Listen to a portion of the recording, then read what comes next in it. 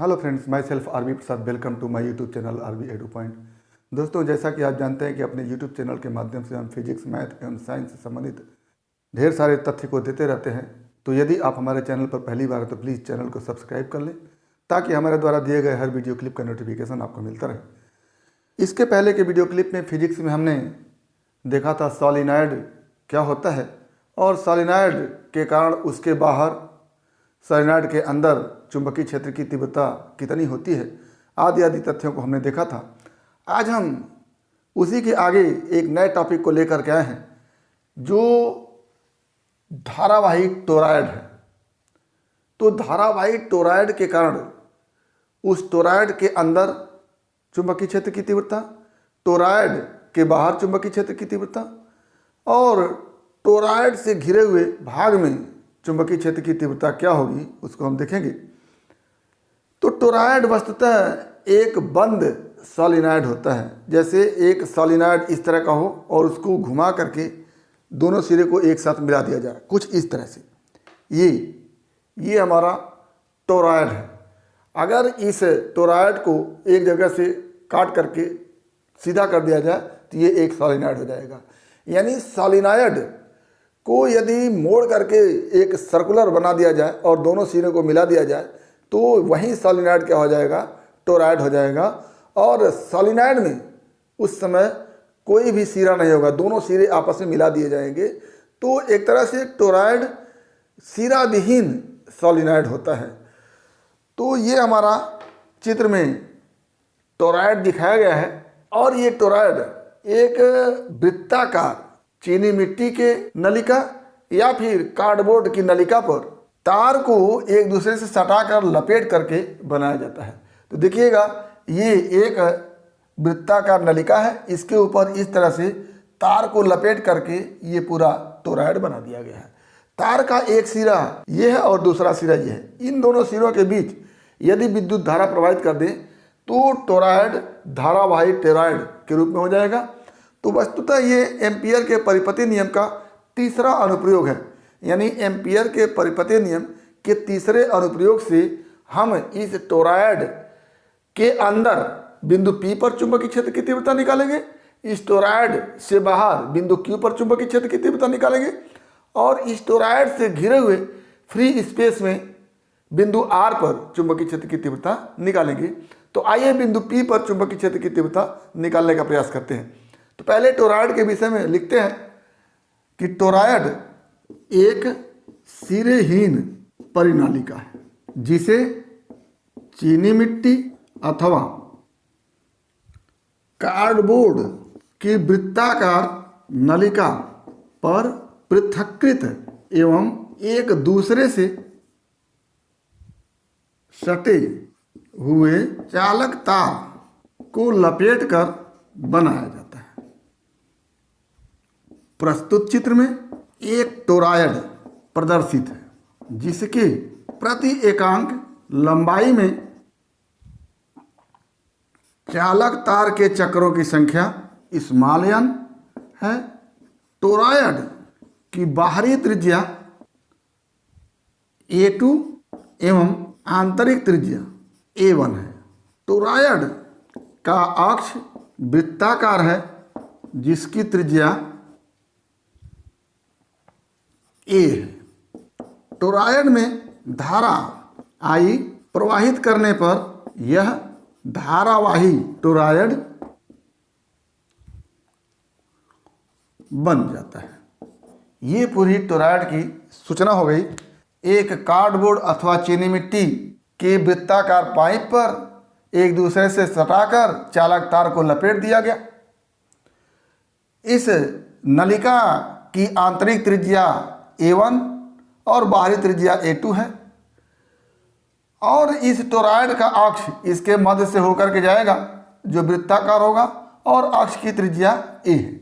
इस टोरॉयड में I धारा प्रवाहित हो रही है। I धारा प्रवाहित होने के कारण अब ये धारावाहिक टोरॉयड हो गया है। अब इस टोरॉयड के अंदर बिंदु P पर जो इस टोरॉयड के अक्ष पर है चुंबकीय क्षेत्र की तीव्रता हमको निकालना है। तो क्या लिखेंगे, टोरॉयड के क्रोड के अंदर क्रोड का मतलब जो वृत्ताकार नलिका है चीनी मिट्टी की अथवा कार्डबोर्ड की, उसी को हम क्रोड कहेंगे। क्रोड के अंदर बिंदु P पर चुंबकीय क्षेत्र की तीव्रता के निर्धारण हेतु, अब आप जानते हैं कि ये एम्पियर के परिपति नियम का अनुप्रयोग इसमें करना है, तो हमको जिस बिंदु पर चुंबकीय क्षेत्र की तीव्रता ज्ञात करनी है उस बिंदु से जाता हुआ एक बंद लूप खींचेंगे, बंद परिपथ खींचेंगे। तो ये बंद परिपथ बिंदु P से होकर के जा रहा है जो वृत्ताकार है, और इस बंद परिपथ की त्रिज्या a होगी, क्योंकि परिपथ धारावाही टोरॉयड का एक प्रकार से अक्ष है। तो क्या लिखेंगे, हेतु एक वृत्ताकार बंद परिपथ खींचते हैं जो बिंदु P से होकर जाता है। इस बंद परिपथ पर छोटा एलिमेंट, छोटा अवयव dl लेते हैं। यदि बिंदु P पर चुंबकीय क्षेत्र की तीव्रता b हो तो b की दिशा एवं dl की दिशा एक ही होगी। कैसे, इसको हम देख लेते हैं। जैसे इस बिंदु P पर हम चुंबकीय क्षेत्र की दिशा जानना चाहते हैं, तो जिस दिशा में धारा प्रवाहित होती है उस दिशा में इन चारों उंगली करते हैं और अंगूठा जो चुंबकीय क्षेत्र की तीव्रता की दिशा बताएगा। तो अगर हम इन लूपों में विद्युत धारा की दिशा ऊपर की ओर चल रही है तो इस तरह से इसको हम पकड़ेंगे और ये अंगूठा हमको चुंबकीय क्षेत्र B की दिशा बताएगा। तो चुंबकीय क्षेत्र B की दिशा इस अंगूठे की दिशा में होगा इस तरह से, तो ये हमारा B की दिशा हो गया। और चूंकि इस वृत्ताकार बंद परिपथ पर एक एलिमेंट dl लिया है तो dl की दिशा भी परिपथ के अनुदिश होगी। तो एक तरह से अक्ष के अनुदिश B की दिशा है और अक्ष के अनुदिश dl की दिशा है, तो दोनों की दिशा एक ही हो जाएगी। तो क्या लिख देंगे यहाँ पर, अर्थात B एवं dl के बीच कोण शून्य होगा। देखिए इसमें अगर धारा, इन लूपों में धारा ऊपर की ओर चलेगी तो हम इस तरह से देखेंगे, और अगर धारा नीचे की ओर चल रही है तो नीचे की ओर चलेगी तो इस तरह से देखेगी। तो ऐसी स्थिति में भी ये चारों उंगलियां नीचे की ओर होगी और अंगूठा आगे की ओर बढ़ेगा। तो चाहे धारा ऊपर की ओर जाए चाहे धारा नीचे की ओर आए, चुंबकीय क्षेत्र की दिशा इस परिपथ के अनुदिश होगी, और परिपथ के अनुदिश dl भी होता है। तो ऐसी स्थिति में dl और b की दिशा हमेशा एक ही रहेगी, यानी दोनों के बीच का कोण शून्य होगा। अब हम इस बंद परिपथ के लिए एम्पियर का परिपथीय नियम लगाते हैं। तो क्या लिखेंगे, बंद परिपथ के लिए एम्पियर के परिपथीय नियम के अनुसार क्या हो जाएगा, बंद इंटीग्रेशन किसका, b का किसके सापेक्ष, l के सापेक्ष, या कह लें कि b का रेखीय समाकलन इक्वल टू μ0 इंटू नेट धारा। ये नेट धारा कौन सी होगी, इस बंद परिपथ के अंदर जितनी भी धारा है वो नेट धारा होगी।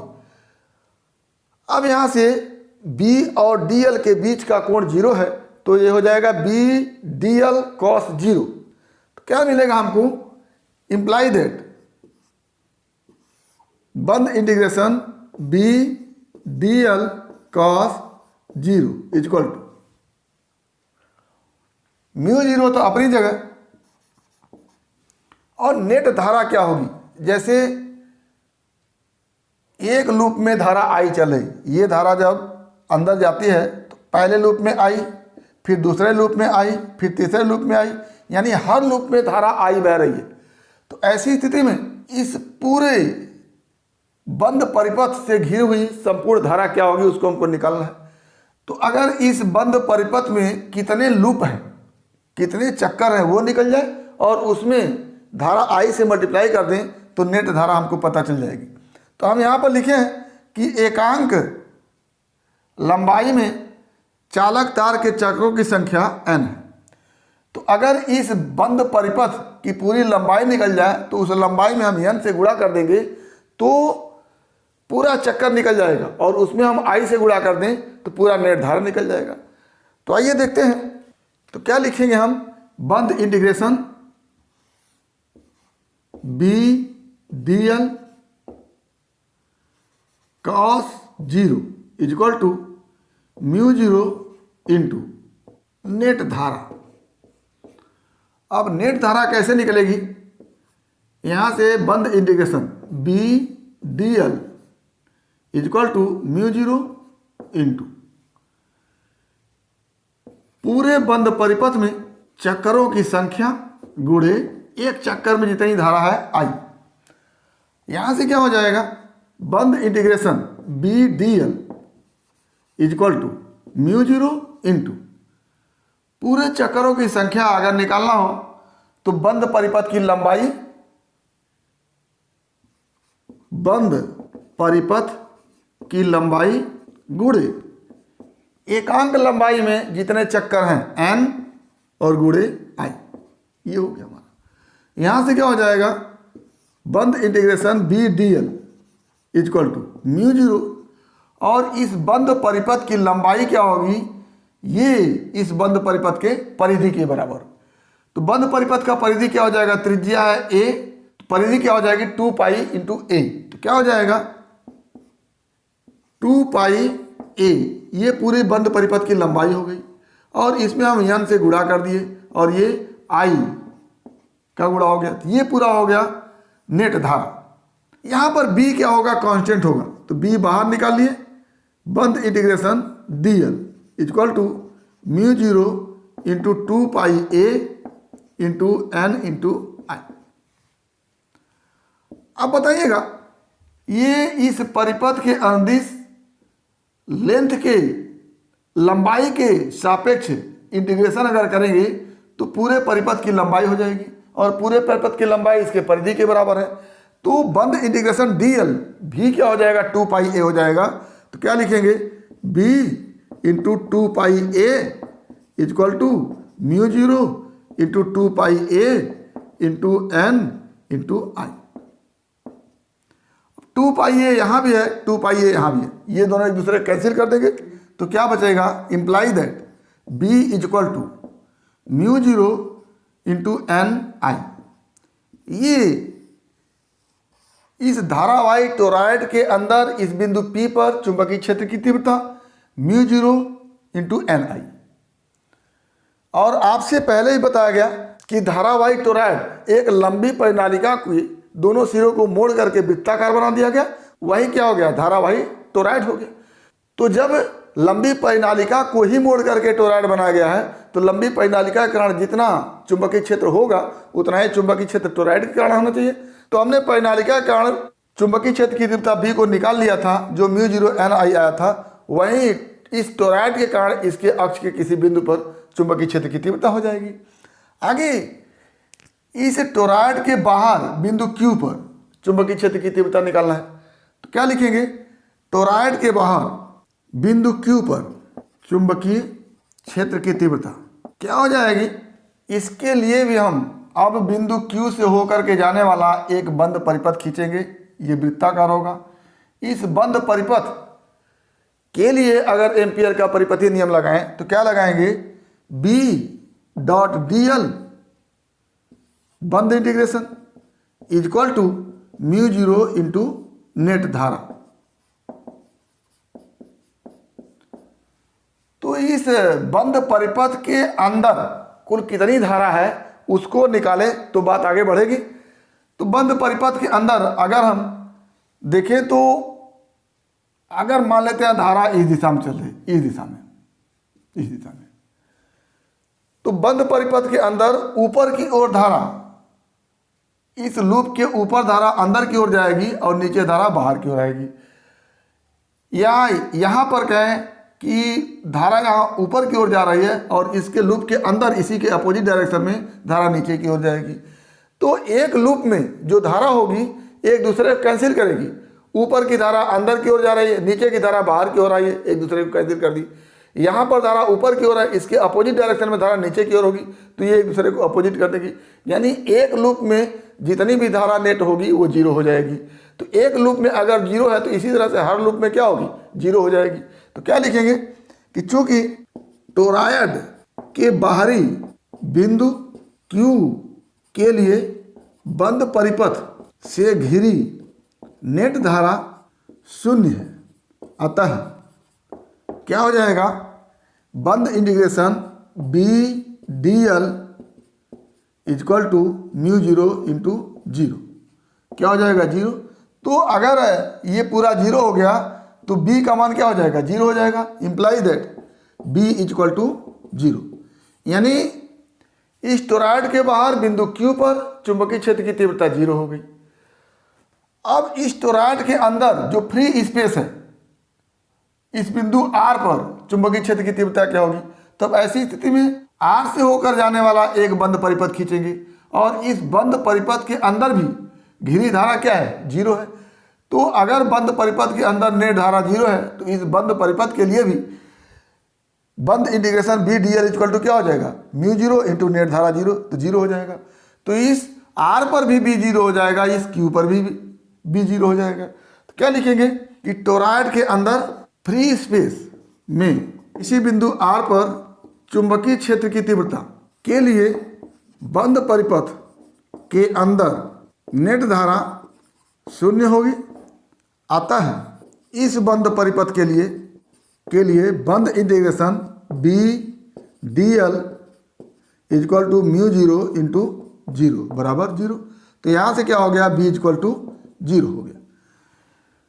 तो इस टोरॉइड के अंदर फ्री स्पेस में जो बिंदु R है, यहाँ पर भी चुंबकीय क्षेत्र जीरो हो गया। इस टोरॉइड के बाहर ये बिंदु Q है, यहाँ पर भी चुंबकीय क्षेत्र जीरो हो गया। चुंबकीय क्षेत्र इस टोरॉइड के क्रोड के अंदर इस बिंदु P पर है, जिसका मान म्यू जीरो इंटू एन आई है। अब आगे हम देखते हैं कि यदि इस पूरे टोरॉइड पर चक्रों की संख्या कैपिटल एन है। अभी तक हमने देखा कि टोरॉइड के एकांक लंबाई पर चक्रों की संख्या स्मॉल एन था, लेकिन हमको मालूम हो कि इस पूरे टोरॉइड पर चक्रों की संख्या कैपिटल एन है। तब क्या होगा, तो क्या हमारे पास निष्कर्ष निकला कि टोरॉइड के क्रोड के अंदर बिंदु P पर B बराबर म्यू जीरो इंटू एन आई। अब यदि पूरे टोरॉइड पर चक्रों की संख्या कैपिटल एन है तो एकांक लंबाई पर चक्रों की संख्या क्या हो जाएगी, पूरे चक्रों की संख्या में टोरॉइड के लंबाई से भाग दे देंगे। तो टोरॉइड की जो त्रिज्या होगी ये इसके मध्य बिंदु से मापी जाएगी। तो मान लेते हैं ये A है, तो क्या हो जाएगा, पूरे टोरॉइड की लंबाई 2 पाई इंटू ए हो जाएगा। और इसको हम n मान चुके हैं, एकांक लंबाई में चक्रों की संख्या n मान चुके हैं। तो n इक्वल टू क्या हो जाएगा, n अपान 2 पाई ए। अब यहाँ से b का मान एक नया बन के आएगा, b equal to mu zero अपनी जगह, n अपान 2 पाई ए इंटू आई। तो ये एक नया फॉर्मूला बन के आया, b equal to mu zero capital N I upon 2 pi A. यहाँ पर n क्या है, पूरे टोरॉइड पर चक्रों की संख्या है। अब इस a को मान लेते हैं कि इस टोरॉइड के अक्ष से केंद्र तक की दूरी न दी गई हो, या टोरॉइड की त्रिज्या न दी गई हो।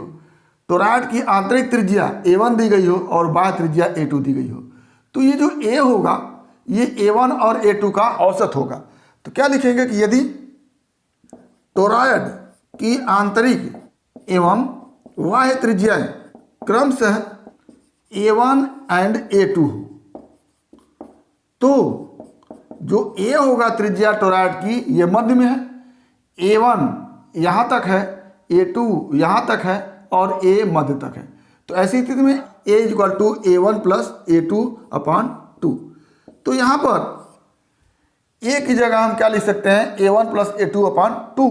तो ये हमारा टोरॉइड हुआ, जिसमें हमने टोरॉइड होता क्या है उसको देखा। टोरॉइड के अंदर बिंदु P पर चुंबकीय क्षेत्र की तीव्रता कितनी होती है उसको देखा। टोरॉइड के बाहर बिंदु Q पर चुंबकीय क्षेत्र की तीव्रता जीरो होती है उसको देखा। और टोरॉइड से घिरे फ्री स्पेस में कहीं भी देखेंगे चुंबकीय क्षेत्र की तीव्रता क्या हो जाएगी, जीरो हो जाएगी। तो उम्मीद करते हैं कि टॉपिक आपको समझ में आया होगा। अगर इसमें किसी प्रकार की समस्या है तो आप हमारे YouTube चैनल के कमेंट बॉक्स में कमेंट करके अपनी समस्या का समाधान करेंगे।